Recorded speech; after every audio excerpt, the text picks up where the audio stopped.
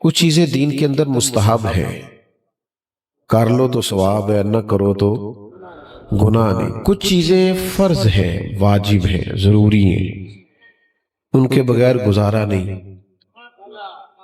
صحابہ اور اہل بیت کی محبت دین میں فرض اور ضروری ہے، یہ ضروریات دین کا مسئلہ ہے۔ آپ دیوانہ نہ سمجھا کریں ان لوگوں کو جو آپ کے لیے جلسے کرتے ہیں، پنڈال لگاتے ہیں، بزم سجاتے ہیں۔ یہ اس فرض کے فروغ کی کوشش ہے کہ لوگوں کے دلوں میں نبی کریم علیہ السلام کی، اولاد پاک کی اور اصحاب پاک کی محبت پورے طور پر بیٹھ جائے۔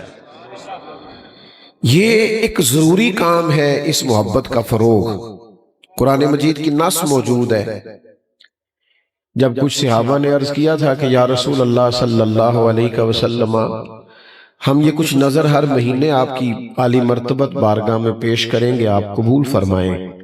آپ نے ہمارے لیے بڑی محنت کی ہے، بڑی تبلیغ فرمائی ہے، تو ہم یہ ہر مہینے تھوڑا سا نذرانہ پیش کریں گے۔ تو اللہ تعالیٰ نے قرآن مجید نازل فرمایا، اس کو آپ نے سمجھنا ہے۔ فرمایا قُلْ لَا أَسْأَلُكُمْ عَلَيْهِ أَجْرًا، محبوب آپ ان سے فرمائیں کہ میں تبلیغ دین پر تم سے کوئی اجر نہیں مانگتا، إِلَّا الْمَوَدَّةَ فِي الْقُرْبَى، بس میرے قریبیوں سے محبت کرتے رہنا۔ محبت کرنا، ہم نہ محبت کرتے ہیں، لیکن ہماری محبت کو صحیح رستہ چاہیے۔ محبت اللہ سے کرنی ہے، اللہ کے رسول سے کرنی ہے، صحابہ اور اہل بیت سے کرنی ہے، اور یہ کرنی ہے، اس کا محض نعرہ نہیں لگانا۔ اس کا سیزن نہیں ہوتا کہ یکم سے 10 ایک سیزن ہے اور پھر یکم ربیع الاول سے 12 ایک سیزن ہے، اس کا سیزن نہیں ہوتا، یہ فرض ہے۔ وہ جو کسی درویش نے کہا تھا نا کہ محبت جو ہوتی ہے وہ سینے میں رکھنے کی چیز ہے، طیبہ سے منگائی جاتی ہے اور سینوں میں رچائی جاتی ہے، یہ توحید کی میں پیالوں سے نہیں نظروں سے پلائی جاتی ہے۔ تو اس محبت کو پیدا کرنا، یعنی آپ کے دل میں جب نام آئے نا حضرت مولا علی رضی اللہ تعالیٰ عنہ کا، تو آپ کے وجود کے اندر حرکت پیدا ہونی چاہیے۔ جب امام حسین کا ذکر پاک آئے تو آپ کے وجود کے رونگٹے کھڑے ہونے چاہیے۔ امام حسن پاک کا جب نام آئے تو طبیعت کے اندر ایک ہلچل ہونی چاہیے، جس سے محبت ہوتی ہے نا، محبت، اس کا نام آنے سے نا انقلاب آ جاتا ہے، فرق پڑ جاتا ہے، طبیعت کے اندر بہتری آ جاتی ہے۔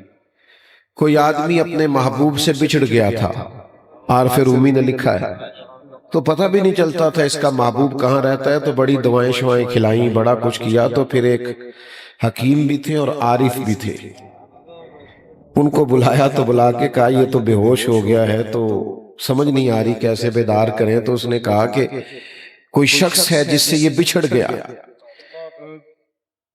سمجھ بھی نہیں آ رہی، اس نے بتایا بھی کسی کو نہیں، تو وہ کیا اس پر کیفیت ہے، ڈھونڈے بھی کیسے، تو پتہ بھی کیسے چلے، تو ہوش بھی نہیں۔ تو عارف رومی کہتے ہیں وہ درویش جو بڑے حکیموں کے بعد آیا، اس نے کہا میرے پاس نسخہ ہے۔ اس نے کہا نسخہ دیں آپ، تو اس نے کہا کہ سارے ملکوں کے نام اس کے سامنے لو۔ جتنے ملکوں کے نام یاد تھے وہ لیے، پھر وہ والا ملک بھی آ گیا، تو ذرا تھوڑی سی اس کی آنکھوں میں حرکت پیدا ہوئی۔ اس نے کہا بس چلو ایک رستہ تو مل گیا ہے نا۔ تو اس نے کہا اب اس میں جتنے شہر ہیں شہروں کے نام لو۔ تو وہ جب وہ والا شہر آیا نا، جنوں ویکھ کے ٹھر دیاں اکھیاں نے تے جنوں ویکھ کے ٹھردا سینہ ہے، ربا تیری ساری خدائی چیکی تے شہر مدینہ ہے۔ وہ جب اس شہر کا نام آیا تو اب نا وہ تھوڑا اور ہلچل پیدا ہوئی، تو اب شہر کے محلوں کے نام لو، تو محلوں کے نام لیے، تو محلوں میں رہنے والے بندوں کے نام لو، تو گنی چنی آبادی ہوتی تھی۔ تو جب نام اس کا آ گیا تو وہ کانوں سے کیا ٹکرایا، بندہ اٹھ کے بیٹھ گیا۔ تو عارف رومی کہتے ہیں تو کرے پیار محبوب سے اور پھر اس کا نام آئے تو تجھے سکون حاصل نہ ہو، پھر تیرے ہوش اڑے نہ اور آنکھیں کھلے نہ، یہ ہو کیسے سکتا ہے؟ پیار ہو اہل بیت نبوت سے اور مولا علی کے نام پہ دل نہ تڑپے۔ سیدہ پاک کے نام پر آنکھیں حیا سے جھک نہ جائیں، اور حسنین کریمین کے نام پر وجود میں تڑپ پیدا نہ ہو۔ میں ذمہ داری سے کہتا ہوں، دعویٰ شعبہ ہمارا ڈھیر سارا ہے محبت کا، لیکن کچھ نظر سی لگ گئی یا اللہ ماشاءاللہ۔ یہ نہیں میں کہہ سکتا محبت ختم ہوئی ہے، لیکن وہ جو خاص جذبات تھے، وہ جو خاص حسن تھا، وہ جو خاص ایک قسم کی رعنائی تھی، وہ اب ہمیں وہ رمق نہیں نظر آتی، وہ پیدا کرنی ہے ہمیں۔ وہ دیکھو، بہت سارے لوگ دولت سے پیار کرتے ہیں، آپ نے ماننا نہیں، چونکہ لوگ مانتے نہیں، ماننا چاہیے بھی نہیں، پتہ لگ جاتا ہے پھر۔ لیکن بہت سارے لوگ دولت سے پیار ہے۔ میں ویسے کچھ ایسے لوگوں کو جانتا ہوں کہ ان کی جیب میں پیسے ہوں تو ان کی صحت بھی ٹھیک رہتی ہے۔ آپ کی نہیں بات کر رہا، میں نے تو کہا کچھ لوگ ہیں، اور ان کی جیب میں پیسے نہ ہوں تو ان کی صحت بھی خراب رہتی ہے۔ میں کچھ ایسے لوگوں کو بھی جانتا ہوں کہ ان کی 2-3 تعریفیں کر دیں رات کو تو ان کو نیند صحیح آ جاتی ہے، انہیں شہرت سے پیار ہو گیا۔ عارف رومی فرماتے ہیں، بیٹا سٹیج پہ تو منع ہے، اعلان کیا تھا، چھوڑ دیں، آپ بات سنیں۔ حضرت سعدی فرماتے ہیں کہ لکڑی کو دیمک کھا جاتی ہے اور بڑے لوگوں کو خوشامد کھا جاتی ہے، یہ بیماری لگ جاتی۔ 2-4 تعریفیں نہ کریں تو بعض لوگوں کو نیند نہیں آتی، شہرت سے پیار ہو جاتا ہے۔ یہ تصویروں کا مسئلہ اتنا پریشانی کیوں کرتا ہے لوگوں کو آج؟ ڈھیر سارے لوگ ہیں بیچارے اپنی فوٹو ہی موبائل پہ لگا کے سارا دن اپنے آپ کو دیکھتے رہتے ہیں۔ خدا مجھے ایسی خدائی نہ دے کہ اپنے سوا کچھ دکھائی نہ دے۔ وہ کہاں بھائی الجھ گئے ہو؟ آپ کو پتہ یہ شہرت کی محبت، یہ دولت کی محبت، اقتدار کی محبت، یہ نقصان کتنا زیادہ کرتی ہے۔ کچھ چیزیں مضر صحت ہوتی ہیں نا، کہتے ہیں فلاں چیز بڑا نقصان کرتی ہے۔ یہ شہرت کی محبت، دولت کی محبت، یہ کتنا نقصان کرتی ہے۔ سنو حدیث پاک، اللہ کے حبیب علیہ السلام نے فرمایا، 2 بھوکے بھیڑیے بکریوں کے ریوڑ میں کھلے چھوڑ دیے جائیں۔ بھیڑیا ویسے ہی خطرناک، اور پھر بھوکا، اور پھر یہ کہ اسے منع کرنے والا بھی کوئی نہیں، کھلا چھوڑ دیا گیا۔ فرمایا 2 بھوکے بھیڑیے بکریوں کے ریوڑ میں کھلے چھوڑ دیے جائیں، وہ اتنا نقصان نہیں کرتے جتنی دولت اور شہرت کی محبت انسان کے دل کا نقصان کرتی ہے۔ لوگ اندر سے اجڑ جاتے ہیں پوری طور پر، انہیں خبر ہی نہیں ہوتی، روح بے آباد ہو جاتی، اندر ویرانہ آ جاتا ہے، پوچھتے پھرتے ہیں میں بور بڑا رہتا ہوں، سارا کچھ ہے، سکون کوئی نہیں۔ وہ بھائی سکون تو تب آئے گا نا جب تیری روح کو وہ خوراک ملے گی جس کی ضرورت ہے۔ تو محبت سے کرتا پھرتا ہے، دولت سے، شہرت سے، اقتدار سے، عہدے سے، اپنے آپ سے۔ تجھے حکم تھا کہ پیار کر مدینے والے محبوب سے اور ان کی نسبتوں سے پیار کر سیدنا صدیق اکبر سے، حضرت فاروق اعظم سے، سرکار عثمان غنی سے، اور مولا علی شیر خدا سے، اور حسنین کریمین سے۔ میں آپ کی خدمت میں عرض کروں، بڑا ہی پاکیزہ جذبہ ہے حضور کی اولاد سے پیار کرنا۔ جو محسن ہوتے ہیں نا، ان کی نسبتیں ویسے ہی بڑی اچھی لگتی ہیں۔ ہم نہ اپنے اساتذہ کی اولاد کی بھی بڑی قدر کرتے ہیں، ہم اپنے مشائخ کی اولادوں کی بھی قدر کرتے ہیں۔ کیوں؟ کہ ہمیں کسی درویش نے کہا تھا کہ اصلاں نال جے نیکی کریے تے وہ نسلاں تاک نہیں بھول دے۔ کسی اصل سے نیکی کرو تو وہ گھر بھی بتا کے جاتا ہے کہ فلانا میرا محسن ہے، اس کا خیال رکھنا۔ تو جس استاد نے 2-4 جملے کہنے، سننے، لکھنے کے قابل کیا ہونا، بھائی اس کی اولاد کی قدر کرنے کو بھی دل کرتا ہے۔ تو جو استاد، پیر اور مرشد کی اولاد کا قدر ہے تو دل پہ ہاتھ رکھ کے بتانا مدینے والے کی اولاد کا کتنا قدر ہے، ان کا کتنا اکرام ہے۔ اور پھر کبھی کبھی نا حضور نے اس محبت کو اس طرح بیان کیا، اس طرح بیان کیا ہے کہ ان جملوں پہ مر جانے کو جی چاہتا ہے۔ اتنی وارفتگی سے، اس قدر زیادہ حسن سے، محبوب کی تو ہر بات ہی کیا بات ہے، لیکن ذرا یہ انداز دیکھنا بات کرنے کا۔ کریم فرمانے لگے اللہ سے محبت کرو تمہیں رزق دیتا ہے، اور مجھ سے محبت کرو، میں اللہ کا رسول ہوں۔ اور فرمایا میری اہل بیت سے محبت کرو کیونکہ میری اولاد ہے، میری اولاد ہے۔ اسلاں نال جے نیکی کریے نسلاں تاک نہیں پھل دے، ہاں بے اسلاں نال نیکی کریے تے پھل کنڈیاں نال تول دے۔ یہاں ایک جگہ پہ کہا بے اسلاں نال نیکی کریے تے الٹیاں چالا چل دے، وہ اور کہانی بنانی شروع کر دیتے، اور کہانی۔ یاد رکھ میرے عزیز، حضور کی اولاد سے پیار کریں۔ کبھی کبھی نا آپ کا دل چاہے جا کے آپ مولانا سے فرمائش کریں کہ آج کوئی اور بات نہیں ہونی چاہیے، آج مجھے امام حسین کے فضائل سنائیں۔ کبھی آپ کے اندر سے آواز آئے کہ آج کوئی امام حسن کی فضیلت میں بات کریں۔ اپنی بیٹی سے آپ کہیں، گھر والوں سے کہیں کہ حضور کی چاروں شہزادیوں کا ذکر آج چھیڑو، ان کی بات کرو، ازواج مطہرات کا تذکرہ گھروں میں ہو۔ لیکن کیا کریں، ہم تو سوشل میڈیا کی پوسٹ لگا کے بری ہو جاتے ہیں، فارغ ہو گئے، ساری عقیدتیں اسی میں آ گئی۔ وہ جو ایک خاص رنگ تھا، وہ ایک ضبط تھا۔ میرا بڑے سادے سے گھرانے سے تعلق ہے، تو والد صاحب نا بڑی عید کے لیے چاول لے کے آئے گھر میں، تو وہ اب پتہ نہیں دیہاتی مزاج کو، اب تو خیر دیہاتوں والے بھی نہیں مانتے ہم دیہاتی ہیں، پر میں بھئی ہوں دیہاتی، تو مجھے آپ 2-4 دفعہ کہیں گے تو مجھے خوشی ہوگی کہ بڑا پینڈو ہے۔ تو پہلے سیمپل لایا جاتا تھا، خواتین سے پاس کراتے تھے، اگر چاول ٹھیک ہے تو پھر چاول ایسے ہوتا تھا جی چلو کو 4-5 تے پینڈو نکلے نا بچوں، تو وہ خواتین پاس کرتی تھیں گھر میں چاول ٹھیک ہے تو پھر چاول آ جاتے۔ والد صاحب کچھ دن پہلے چاول لے آئے، وہ پاس ہو گئے۔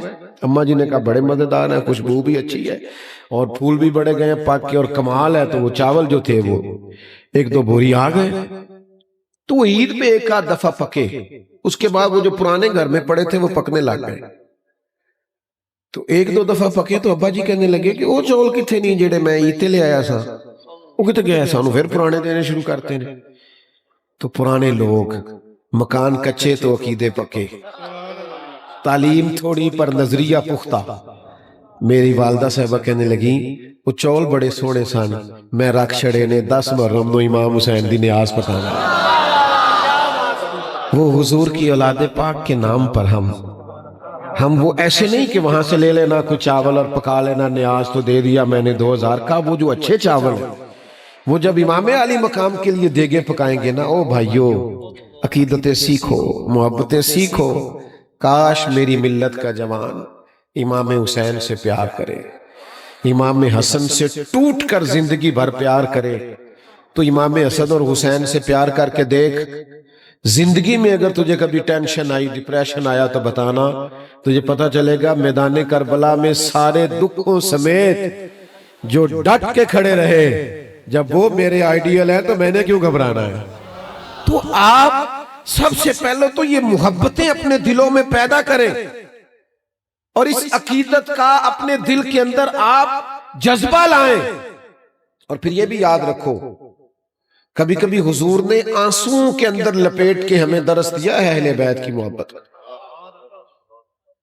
حضرت عثمان غنی رضی اللہ تعالیٰ عنہ فرماتے ہیں نبی کریم نے امام حسن اور حسین کو سینے سے لگایا اور آنکھوں میں آنسو تھے۔ بندہ روز ہی اولاد کے لیے دعا کرتا ہے، لیکن کبھی بیمار ہو تو پھر رو کے کرتا ہے، کبھی سفر پہ جا رہا ہو تو رو کے کرتا ہے۔ آج سرور کائنات علیہ السلام نے دونوں نواسوں کو اپنے مبارک سینے سے لگا کے اللہ کی بارگاہ میں عرض کی، اے اللہ میں ان دونوں سے محبت کرتا ہوں، تو بھی ان سے محبت فرما۔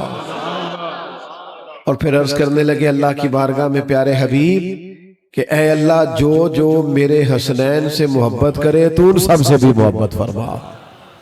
تو یہ کتنا بڑا قرب ہے، حضور نے یہ محبت سکھائی، ہمیں اپنے دل میں یہ محبت پیدا کرنی ہے۔ آج سے 70-75 سال پہلے کسی سے پوچھتے نا نام کیا، کہتا تھا غلام حسین۔ کنے رکھے؟ کہتا دادے نے۔ تو میرا دل کرتا اس دادے کو سلام کروں جس کو پوتا پیدا ہوتے ہی خیال آیا تھا کہ حسین کا غلام ہونا چاہیے، اس نے غلام حسین نام رکھ دیا۔ اسے پہلے دن ہی خیال آیا کہ یہ امام علی مقام کا غلام ہونا چاہیے. پہلے تو یہ پیار پیدا کرو. اور دوسری بات یہ ہے کہ یہ دور جس دور میں ہم رہ رہے ہیں نا، یہ شرارتیں، سازشیں، فتنے، اس میں نا لوگ خبروں میں بڑا رہتے ہیں. اور آج کل آپ کو پتہ ہے ہر بندہ صحافی ہے، سب کے پاس موبائل ہے، ساری خبریں نشر کرتے ہیں. تو خبروں میں لوگ رہتے ہیں. وہ کیا کریں گے؟ وہ بازو چڑھا کے کہیں گے میں بتاؤں گا اہل بیت کی شان کیا ہے. او بھائی آپ کیا بتائیں گے؟ وہ تو اللہ نے قرآن میں بتا دی ہے، وہ تو حدیث میں موجود ہے. آپ پڑھیں اور بیان کریں. آپ مشاجرات کو چھیڑ رہے ہیں جن کے فیصلے ہو چکے صدیوں پہلے. قرآن مجید کی نص موجود ہے کہ اشداء علی الکفار رحماء بینہم، وہ کافروں پر سخت تھے، آپس میں تو بڑے مہربان تھے. تو آپ مشاجرات کو چھیڑ رہے ہیں قوم کو الجھانے کے لیے. سنو اور یاد رکھنا، یہ کہیں باہر سے نہیں آئی حب اہل بیت. نبی کریم کے اہل بیت اطہار کا احترام، پیار، عقیدت، محبت ہمیں جتنی سیکھنے کو ملی ہے یہ رسول پاک کے صحابہ نے سکھائی ہے. یہ ہمیں ملی وہاں سے ہے، یہ سکھائی. تم نے کہاں سے روایات پڑھی ہیں؟ تم تک کہاں سے پہنچی؟ یہ صحابہ ہی تھے روایت کرنے والے.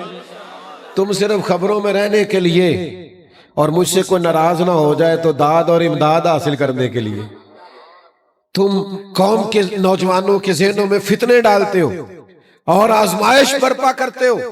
میں آپ کی خدمت میں ایک بات عرض کروں. یہاں ماشاءاللہ بڑے بزرگ علماء بیٹھے ہیں، اساتذہ بیٹھے ہیں.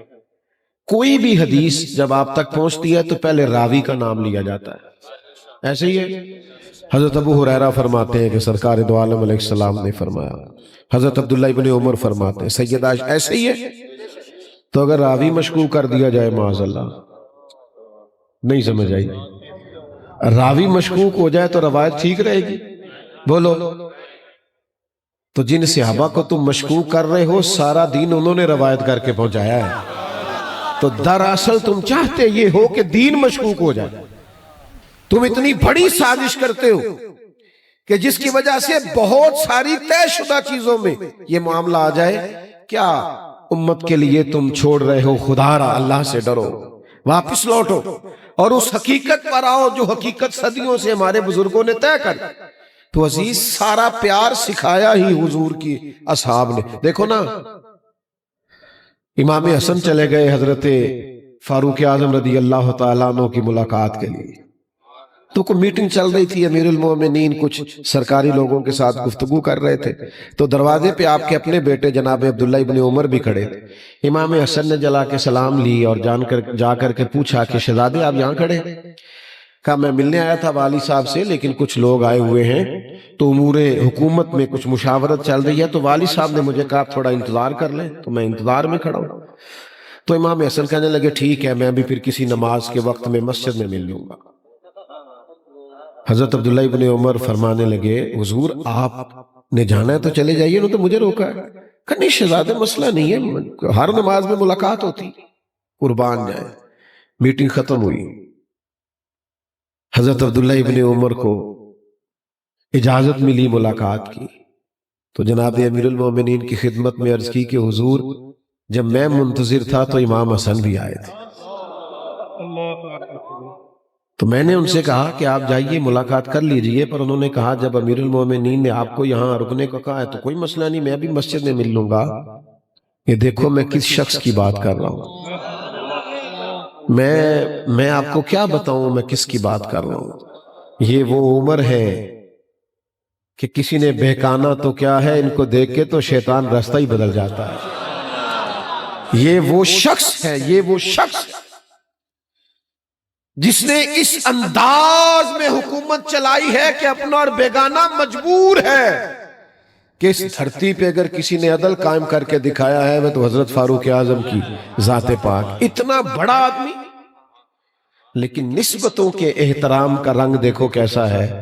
حضرت فاروق اعظم رضی اللہ تعالیٰ عنہ مسجد نہیں گئے، گھر نہیں گئے، امام حسن کے گھر چلے گئے. شہزادے کے دروازے پہ دستک دی، تشریف لائے، کہا جناب آپ آئے تھے تو بغیر ملے واپس آ گئے. تو وہ عرض کرنے لگے امیر المومنین آپ کے اپنے شہزادے کھڑے تھے، کہا ان کا اور آپ کا کیا مقابلہ. آپ بات کو سمجھیں، ان کا اور آپ کا کیا مقابلہ.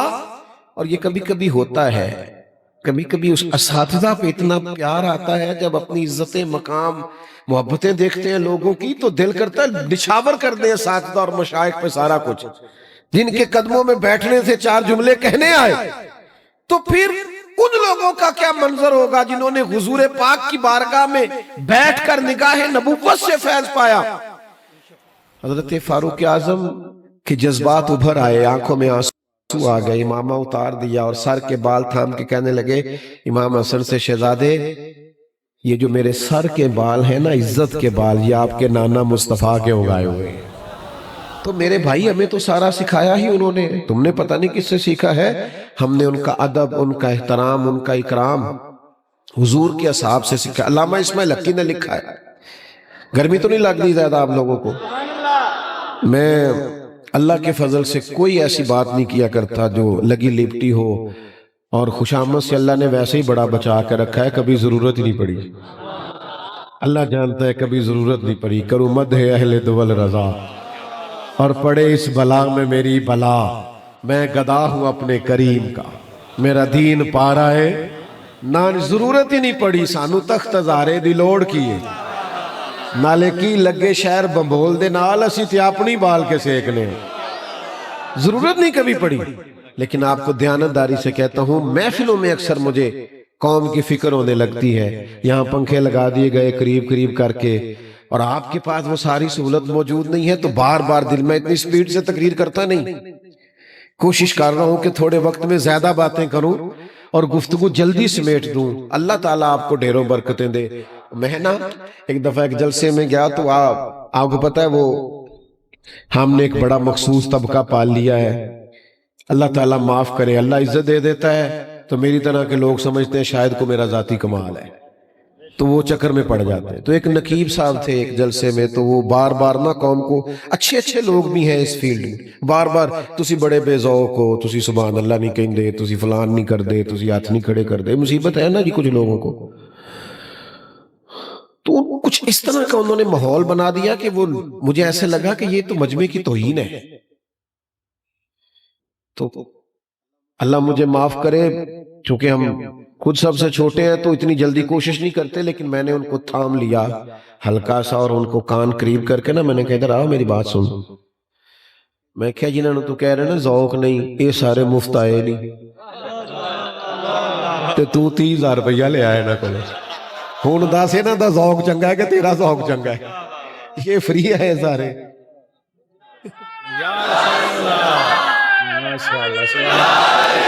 تو بڑا عشق رسول کڑا ہویا پھر نہیں سمجھ آئی بات کی.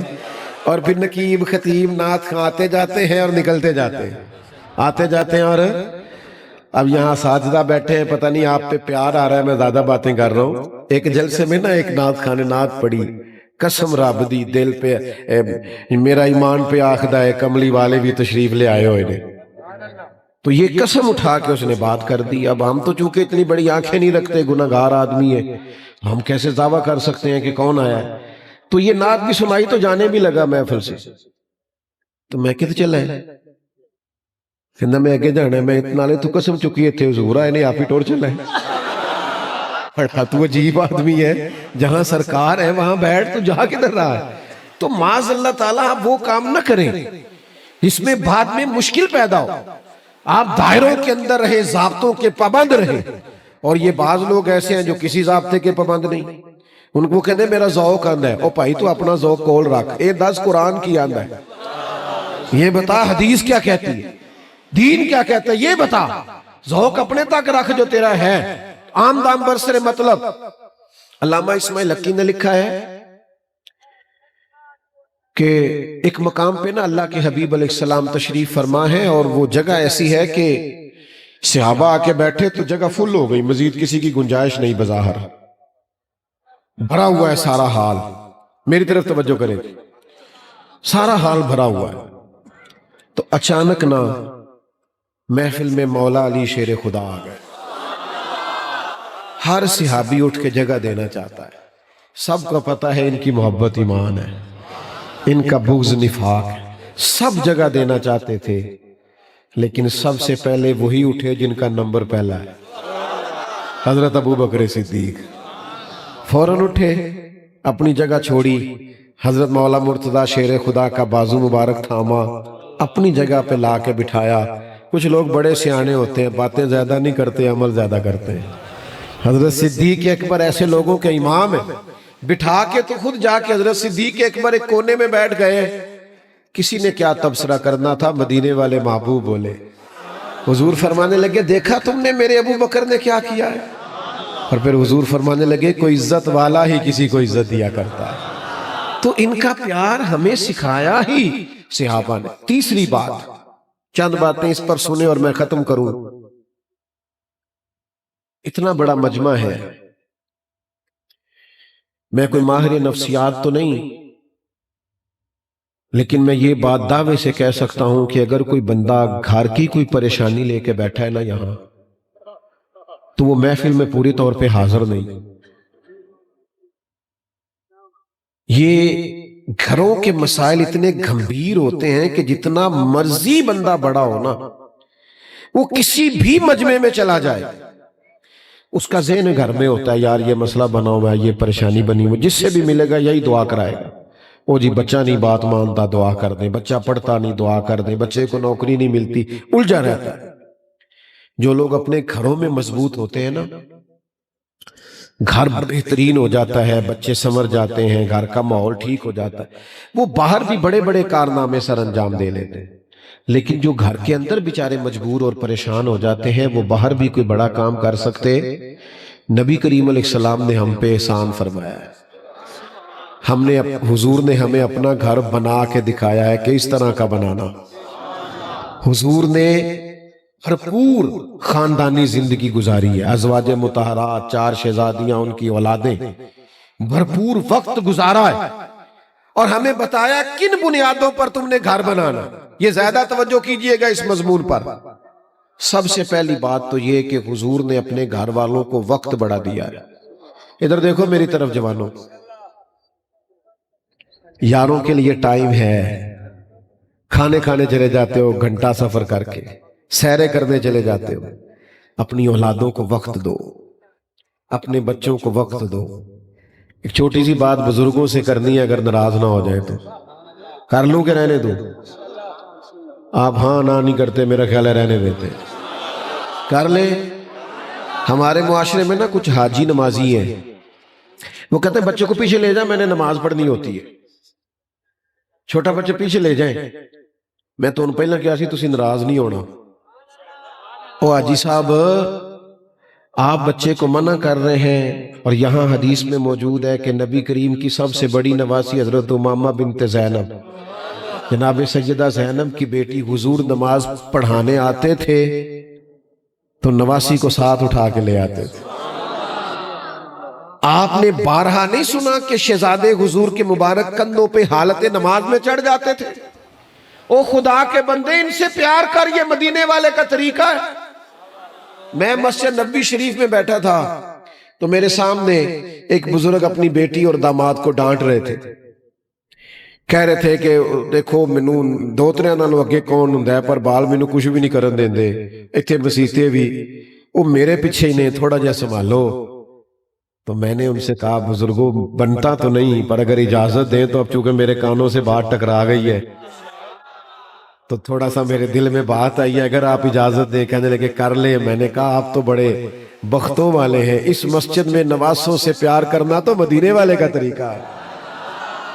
تو اللہ نے کوئی ایسا ماحول بنا دیا، وہ تو رونے لگ گئے، کہنے لگے بس ٹھیک ہے، پھر مینوں کم مل گیا، میرا تو یہ رنگ بھی عبادت والا ہو گیا۔ سمجھ آ گئی؟ او بھائی بچوں کو وقت دو، تمہیں اس وقت پتا چلتا ہے جب تمہارا بچہ کسی بد عقیدہ کے اور بد کردار کے ہتھے چڑھ جاتا ہے، وہ دوستی کسی برے سے لگا لیتا ہے۔ کیوں کہ ابا جی نے کہا ٹائم نہیں دیا، وقت نہیں دیا۔ دنیا میں سب سے مصروف زندگی مدینے والے محبوب علیہ السلام نے گزاری ہے، پر حضور اپنے نواسوں سے پیار کرتے، شفقت کرتے۔ ساتھ گھر تھا سیدہ فاطمہ کا، مسجد میں دروازہ کھلتا تھا، پھر بھی ایک دن فرمایا فاطمہ آج رات آپ کے گھر میں رہوں گا۔ سیدہ فرماتی حضور میرے گھر آئے، آرام کیا، ایک طرف امام حسن کو لٹایا، ایک طرف امام حسین کو. رات کو دودھ مانگا امام حسن نے، تو میں برتن میں دودھ ڈال کے دینے لگی تو فرمایا فاطمہ آپ لیٹ جائیے، سوئے میرے ساتھ ہے تو دودھ بھی میں ہی پلاؤں گا. فرماتی ہیں برتن سے دودھ ڈال کے دیا، امام حسن کو دینے لگے تو امام حسین نے بھی مانگ لیا. حضور فرمانے لگے نا بھئی پہلے حسن کو ملے گا. میں نے عرض کی یا رسول اللہ لگتا ہے حسن سے زیادہ پیار ہے. فرمایا نہیں، پیار دونوں سے ہے، پر مانگا پہلے حسن نے ہے نا. پھر حضور فرمانے لگے فاطمہ میں، آپ، حسن، حسین اور یہ جو قریب علی سو رہے ہیں، فرمایا ہم سارے جنت میں بھی اسی طرح اکٹھے ہوں گے. تو پہلے تو اپنے گھر میں وقت دیں.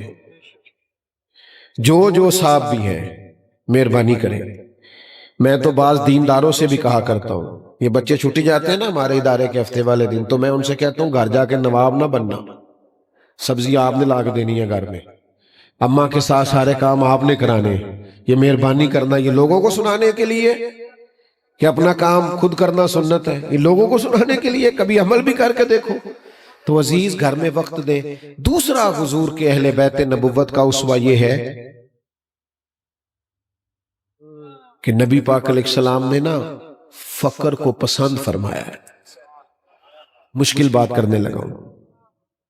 ایک وقت کھانا اور ایک وقت فاقہ یہ نبی پاک نے اللہ سے مانگ کے لیا ہے.